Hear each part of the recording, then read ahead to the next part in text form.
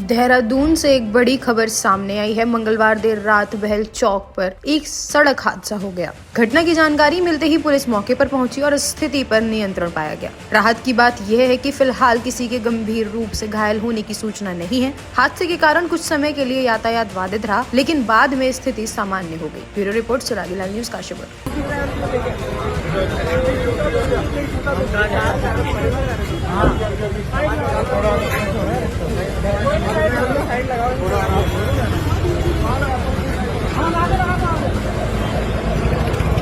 ओ चल गई क्रेटा चल गई।